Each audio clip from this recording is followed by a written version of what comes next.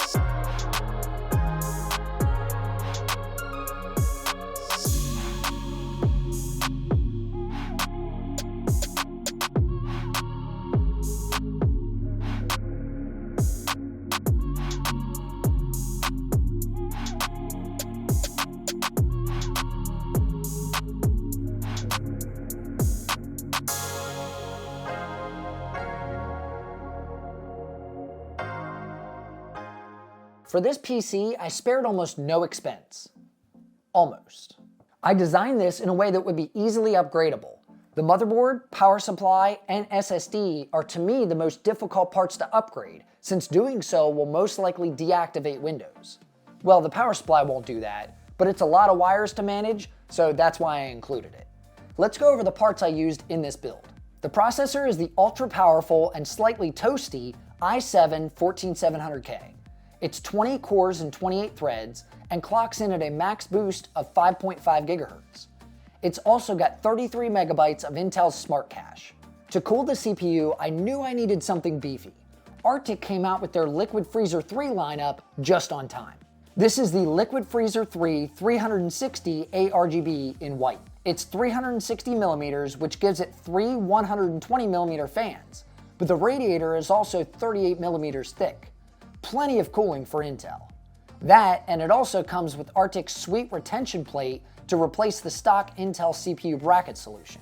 The motherboard was tough because of my case choice. This forced me to use either an ITX or micro ATX size board. Here, we went with the Gigabyte B760M Aorus Elite AX. It's a micro ATX size motherboard with twin 12+1+1 power phase delivery, PCI 4.0 for both GPU and storage, and a built-in I/O shield. The RAM is 32 gigabytes of Team Group's T-Force Delta RGB running at 6,000 MHz. It looks great, and if DDR5 prices keep coming down, I might have to pick up another set. The storage had to meet two requirements: size and speed. Since the motherboard supports PCI 4.0, I figured I might as well use it. The crucial T500 2TB drive meets both needs. It's 2 terabytes of capacity and runs at up to 7,400 megabytes per second. The graphics card might make some of you a little upset.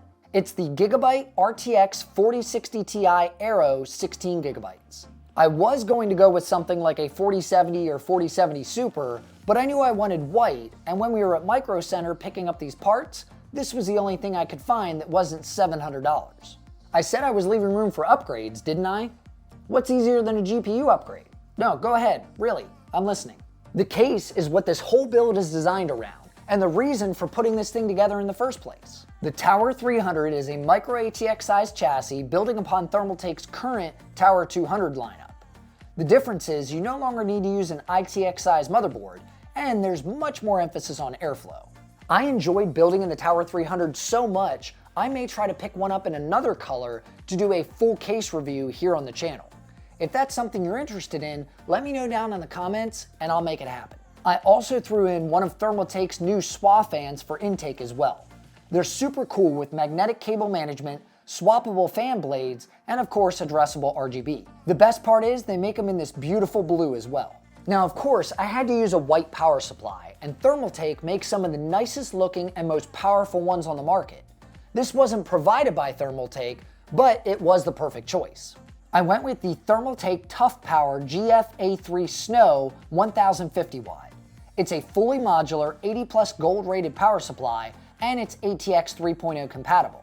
That means it comes with the 12 VH power connector for NVIDIA's 40 series and most likely the upcoming 50 series GPUs. Perfect choice for the build.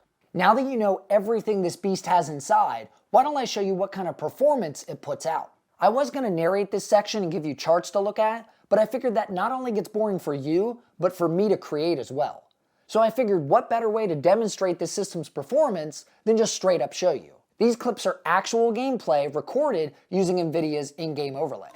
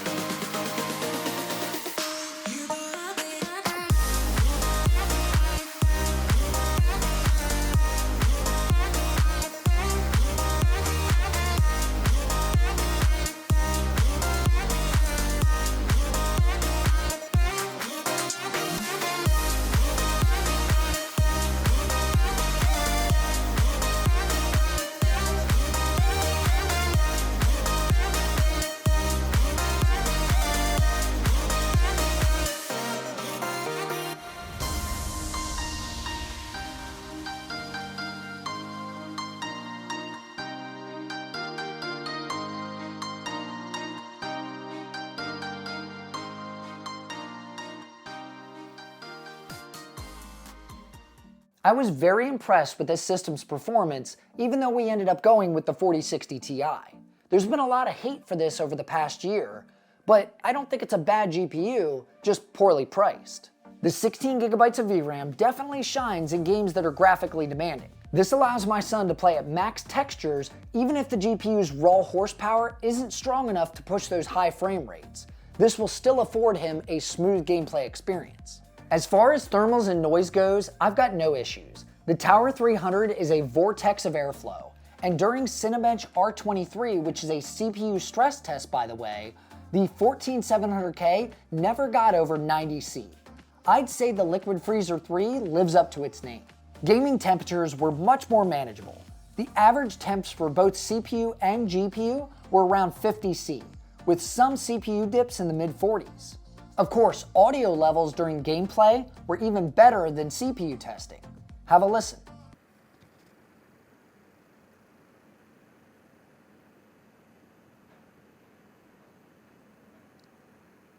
Wrapping up this incredible build, I am beyond thrilled with the results.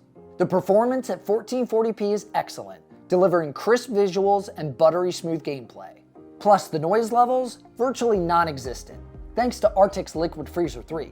And let's not forget about the aesthetics. The Thermaltake Tower 300 not only provides excellent airflow, but looks downright stunning, making this my son's new centerpiece for his room. But don't leave yet, because the excitement doesn't end here.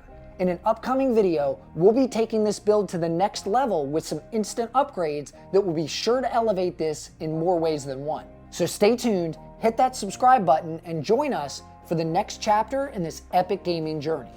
And as I always say, I'm Danny with Danny's Tech Channel, and I'll see you in the next one. It got me stone cold.